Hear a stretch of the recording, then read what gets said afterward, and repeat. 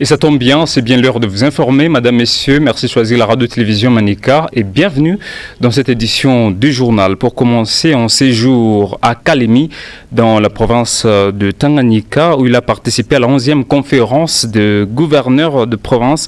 Le président de l'Assemblée provinciale du Lualaba, l'honorable Jean-Marie Kassia Chingambo, a salué les discours du chef de l'État prononcés pour la circonstance. Le premier des élus provinciaux du Lualaba soutient la bonne collaboration entre les assemblées et l'exécutif pour le bien du Congolais. Reportage.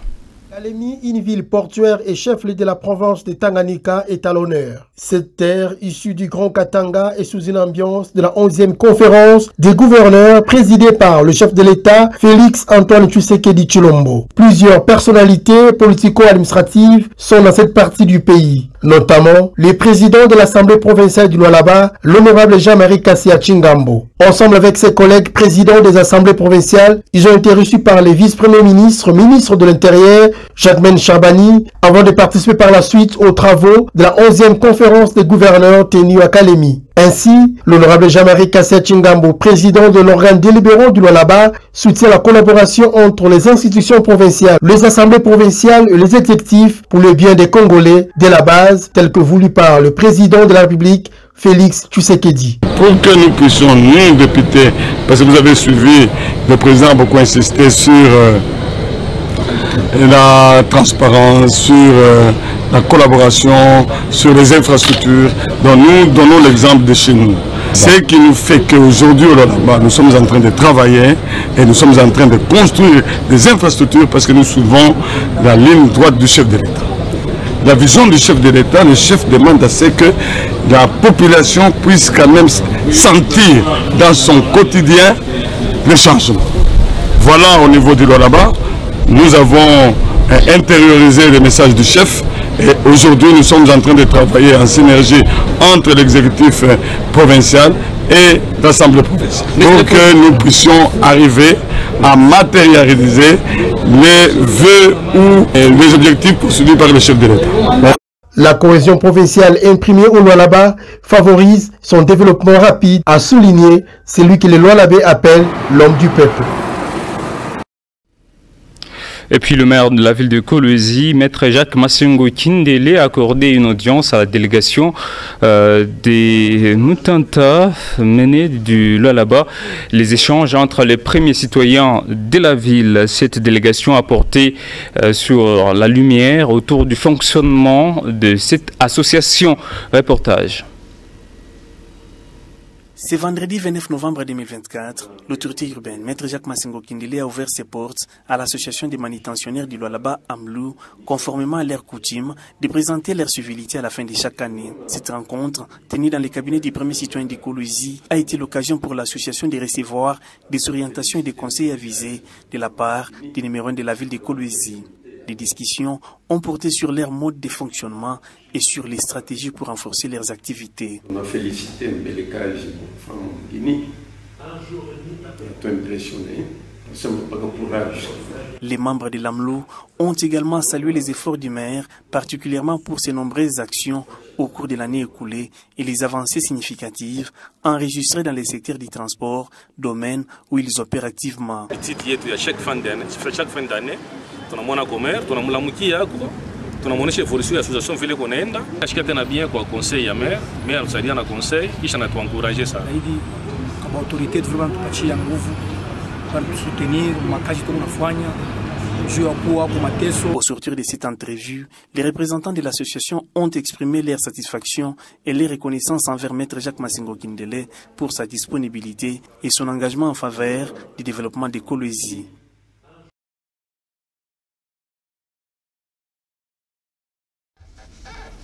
Et dans ce journal, nous recevons Monsieur Marc Tchata, qui est membre de la cellule de communication de la DRNF Lou. Vous le savez bien que, anciennement appelée Direction des recettes du Lualaba, cette institution est dissoute pour remplacer la direction des recettes pour être remplacé par la direction des recettes non fiscales du Lualaba et la direction des impôts portant les noms de la province. Monsieur Marc Tchata, bonsoir. Bonsoir, monsieur. Et bienvenue. Merci beaucoup. Sur le plateau de la radio-télévision Manika. Merci. Comment vous sentez-vous? Très bien, très à l'aise, très bien accueilli en tout cas. Pour en parler, mais évidemment. Il faut commencer par pourquoi changer les noms. Alors, merci beaucoup pour la question. Comme vous l'avez dit tantôt, alors il a plu à l'autorité provinciale de dissoudre la direction des recettes du Lualaba, c'est-à-dire la DERLU. Et cette dissolution a engendré la naissance de deux autres régies financières pour le compte de la province. Il y a d'une part la direction des impôts du Lualaba, dont les sigles EDIL, et d'autre part la direction des recettes non fiscales du Lualaba, qui, elle, est en charge des taxes, des droits, ainsi que des redevances qui sont dues à la province du Lualaba. Alors, pour répondre à votre question, pourquoi avoir procédé de cette manière? Comme vous le savez très bien, Madame la gouverneure a évidemment présenté son plan d'action avec un budget qui, pour certains, est un peu exorbitant ou colossal. Mais évidemment, c'est selon la taille de ses ambitions et de sa vision qu'il a opté pour ce budget-là. Eh bien, ça nécessite une maximisation des recettes aussi maximale. Alors, pour une meilleure maximisation des recettes pour le compte de la province, il a plu à l'autorité provinciale de mettre en place deux régies financières différentes afin de mieux maximiser la mobilisation des recettes. Donc, il y a une régie financière pour le compte du Lualaba qui va s'occuper exclusivement des impôts et une autre régie financière qui va s'occuper exclusivement des taxes, des droits ainsi que des redevances qui sont dues à la province du Lualaba. J'espère que mon explication est claire jusque-là. Mais est-ce que les reçus de la DERLU, comme on l'appelait, restent valables pour les deux branches? Parce qu'il y a des gens qui avaient déjà payé à la DERLU, mais alors que l'échéance continue. Ah, évidemment, c'est une très bonne question que vous posez au sujet des imprimés des valeurs. Vous savez, ces imprimés des valeurs, c'est de l'argent pour être imprimé et pour être à notre disposition ou encore à la disposition des assujettis. Voyez? Alors, puisque ces notes de perception sont encore, le stock est encore présent, il ne faudrait pas le prendre et le jeter. Ce sera également jeter de l'argent de l'État. Alors, qu'est-ce qui est fait? Au niveau de la direction des recettes non fiscales du Lualaba, il y a un communiqué que vous devrez savoir, chers téléspectateurs, c'est que désormais, lorsque vous avez une note de perception ou encore un imprimé des valeurs devant vous, certes, le logo de la DERLU y est encore.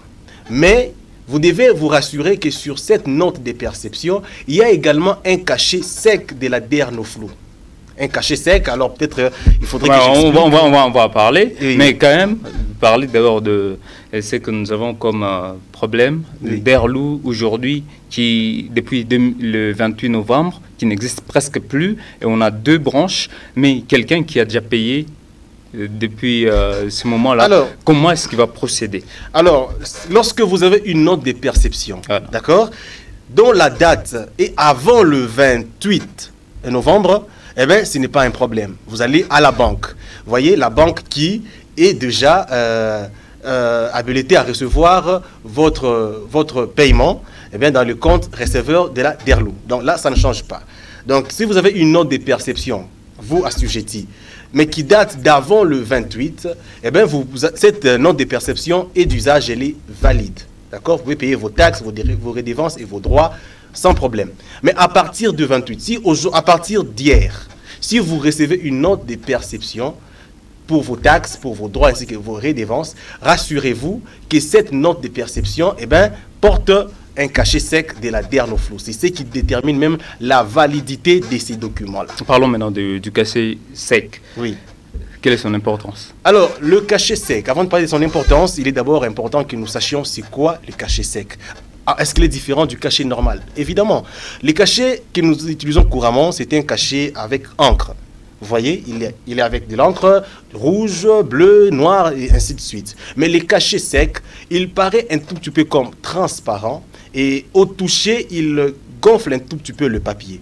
Alors, pour reconnaître un cachet sec, premièrement, il est transparent. Ça, c'est le premier point. Le deuxième point, transparent ou blanc, s'il faut le dire. Alors, pour le reconnaître, il y a deux procédés. Le premier procédé, vous devez d'abord palper cette note de perception. Si vous touchez, vous allez sentir que c'est un peu gonflé, c'est caché et un peu gonflé. Vous voyez, ça c'est le premier procédé de reconnaître que ça c'est un cachet sec. Le deuxième procédé pour reconnaître cela, vous allez prendre votre note de perception, votre document émis par la Dernoflu, vous allez les diriger un tout petit peu vers la lumière et vous verrez un tout petit peu que le logo va transparaître, certes en tout blanc sur la page, mais et voilà, ce sont ces deux procédés qui vous permettront de reconnaître la validité des notes, des perceptions qui sont valides ou valables depuis le 28 novembre 2024. Pourquoi vous avez opté pour les cachets secs que les cachets à encre? Alors, le cachet sec, certainement, vous voyez, c'est l'administration fiscale. Et l'administration fiscale passe par la sécurité. Et non seulement la sécurité, ça passe également par une certaine confiance des assujettis. Et il est évident, je crois que vous êtes de la presse, vous le savez mieux que moi, que les cachets secs est beaucoup plus sécurisant que les cachets courants qui peuvent facilement être falsifiés au coin de la rue. Alors, pour plus de sécurité, pour plus de validité des documents de l'État, il a plu alors aux autorités d'opter pour les cachets secs. Alors, lorsque les lots, voyez, des notes de perception qui sont encore en circulation sera épuisé, c'est alors que vous aurez des notes de perception qui ont exclusivement les logos de la Dernoflu pour les taxes, pour les autres droits, ainsi que les redevances qui reviennent à la province du Lualaba. Parce qu'on ne va pas vous retenir éternellement sur le plateau. Oui. Qu'est-ce que vous pouvez dire en résumé? Alors, en résumé, chers téléspectateurs, il est important de savoir que la direction des recettes de Lualaba ou encore la DERLU, telle que nous la connaissions dans son format initial, n'existe plus. Et à sa place, il est mis en place deux régies financières pour le compte de la province du Lualaba. Et c'est là pour une meilleure mobilisation de recettes. Et parmi ces régies, il y a la direction des recettes non fiscales du Lualaba, pour laquelle je parle aujourd'hui. Ça, c'est la première information. Donc, lorsque vous avez affaire aux taxes, aux redevances ainsi qu'aux droits, sachez que désormais, il y a une régie financière qui s'en occupe au niveau de la province et c'est la Dernoflu ou encore la direction des recettes non fiscales du Lualaba. Ça, c'est la première information. La deuxième, si vous me le permettez pour chuter, par rapport aux notes des perceptions, vous devez vous rassurer, chers assujettis, vous devez continuer à payer vos taxes, vos droits, vos redevances, parce que ce sont des devoirs qui vous sont civiques. Alors, désormais, lorsque vous recevez une note de perception de la part de la Dernoflu, rassurez-vous que sur cette note de perception, sur ces documents, il y a évidemment les cachets secs de la Dernoflu, qui est pour vous une garantie et une assurance que cette note de perception est vraie, valide et également elle est celle qui est acceptée. Voilà, merci beaucoup. Je crois que c'est un honneur de vous recevoir M. Marc Tchata pour parler de tout ce qu'il y a comme recette dans la province du Lualaba. Exactement. Merci. J'espère que je reviendrai prochainement pour d'autres détails. Toujours. La porte est ouverte, évidemment. Voilà. Mais pour continuer, la mairie de Kolwezi, la brigade d'assainissement était sur la place Malou pour sensibiliser les habitants à assainir les lieux. Par la même occasion, la brigade d'hygiène lance un message à l'attention des contrevenants qui s'adonnent à cette mauvaise pratique de saboter les efforts du maire de Kolwezi, Maître Jacques Massengo Kindele, dans son secteur. Reportage. Dans les cadres des grands travaux de modernisation annoncés par le maire de Kolwezi, Maître Jacques Massengo Kindele, pour ces terminales situées sur l'arrêt Malou, la brigade d'assainissement a entrepris de travaux intensifs pour évacuer les immondices qui encombraient cet espace public. Terminus Malou. Jacques Massengo Kindele, tout pembeni ya Carmel, il faut acheter par quoi récemment na tuna tatu ya ménager quoi arrêt. Cette action s'inscrit dans une volonté manifeste de l'autorité urbaine de rendre cet espace plus propre et accueillant avant les travaux des transformations qui visent à améliorer durablement les infrastructures. idéologie Jacques Masengo Kindela leta anja yakapa apa tukipate muntu wa petita wa camion wa chariot na wankinga atenda kushaka prison. La brigade d'hygiène, consciente de la mission leur accordée par le maire, rappelle l'importance d'adopter des comportements responsables. Dans ce sens, un message d'avertissement ferme a été lancé à l'adresse des contrevenants. Vigilance ya nini ya monsieur le maire. Munaona le mambo, muna signaler bantu kuna pita pa police atanza kupita brigade d'hygiène n'importe heure même à partir à 5 heures. Tuko munji jusqu'à 21h. À un pas de là, Mungimba se transforme peu à peu en un dépotoir. La brigade d'hygiène de la mairie de Kolwezi a interpellé les ménages du parage. Bana bebe terrasse na kwa dépotoir, bana zutupia kuchafu. Apa misha ko ba sensibiliser, na nous ndela ko ba sensibiliser.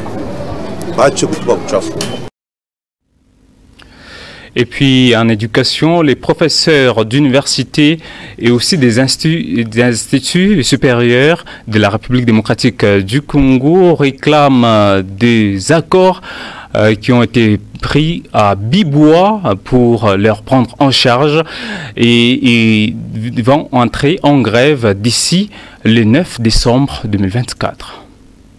Les professeurs de ces réseaux revendiquent entre autres l'appurement de 50% dès les mois d'octobre 2024 du barème signé à Bibois pour la récupération du pouvoir d'achat, la compensation en véhicule pour le manque à gagner des professeurs, la mécanisation progressive des non-payés ainsi que la correction des grades. Les professeurs associés PA, les moins gradés devraient toucher 2161 $ américains selon les nouveaux barèmes et 3414 $ pour les professeurs émérites au taux de 2000 francs congolais. Alors qu'aujourd'hui, les PA touchent 748 $ et les PE 1946.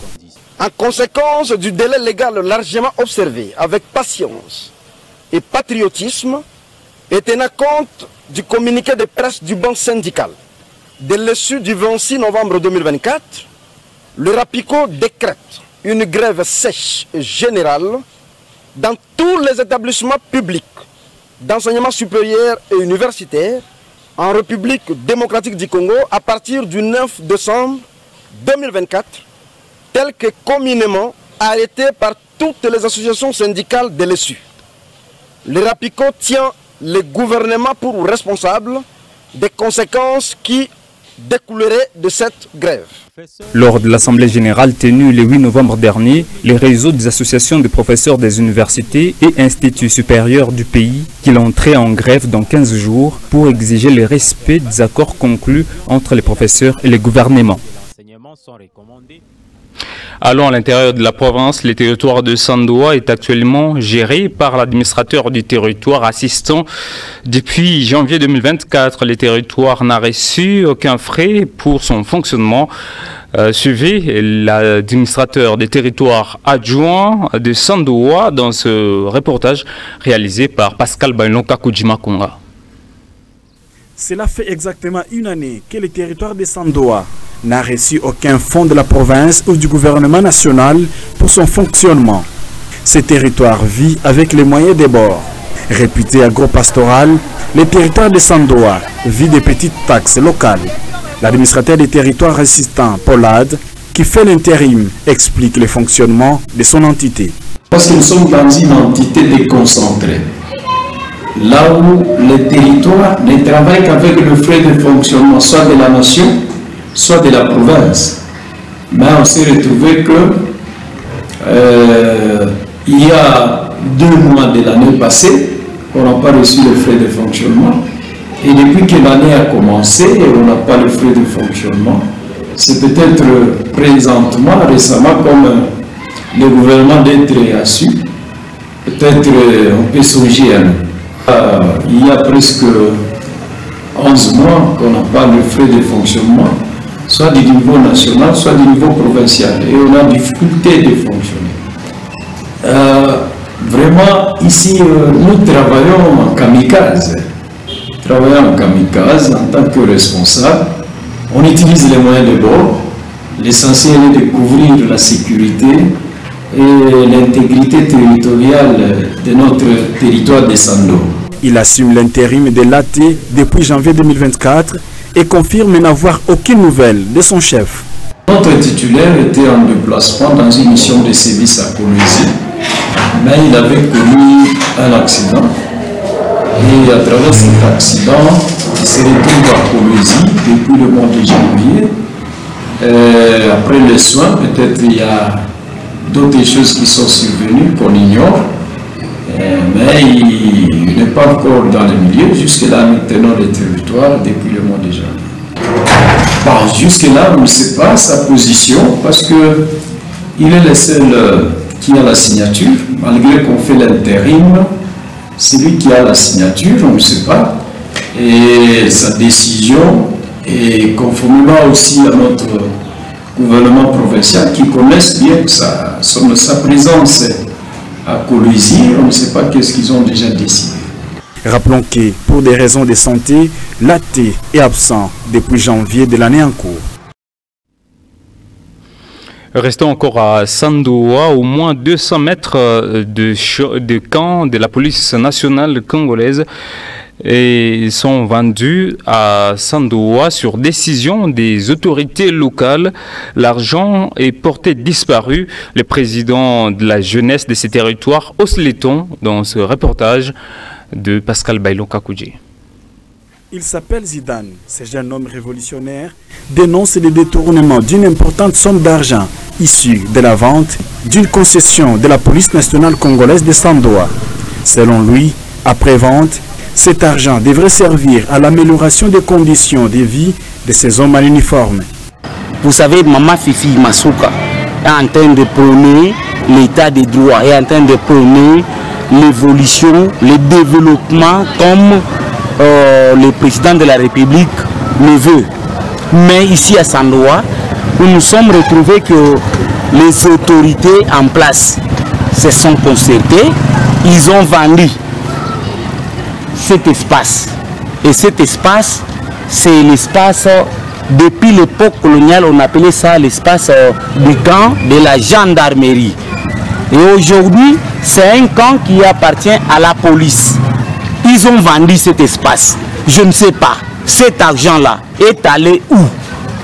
Normalement, ils devraient prendre cet argent, ils payent des tôles, remplaçant des tuiles, parce que les maisons sont dans un état de délabrement trop avancé. Des maisons en tuiles construites depuis l'époque coloniale et qui n'ont jamais subi une quelconque réhabilitation, certaines ont déjà perdu une grande partie des toitures. Ces policiers d'une soixantaine révolue a vu ses toilettes être démolies sous ses yeux impuissants. Avec cet état, quand il plaît, ces agents de l'ordre se débrouillent chacun de sa manière avec sa famille. Interrogé à ce sujet, pour la ATA ad intérim affirme que l'argent perçu de cette vente a été orienté dans les trésors publics. Le sanctuaire là qui fait le camp de la police était très simple. Alors nous avons jugé opportun donc de clôturer, de faire ça comme clôture pour que le camp soit à l'intérieur et que l'extérieur là du camp soit clôturé par des petites boutiques. C'est ce qu'on a fait. Et des petites boutiques là fera que le camp de la police soit bien encadré et propre.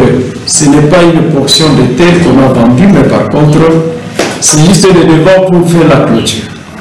Mais c'est l'argent qui est entré dans la caisse de l'État et à la DGRAD à travers les cadastres, et c'est entré dans la caisse de l'État. Des 130 mètres du camp sont vendus aux opérateurs économiques pour la construction des boutiques. Ces camps se trouvent en face de l'église méthodiste unie de Sandoa. Et c'est la fin complète de cette édition du journal. Merci à toutes et à tous de l'avoir suivi. Bonne suite programme sur les ondes de la radio-télévision Manica. Au revoir.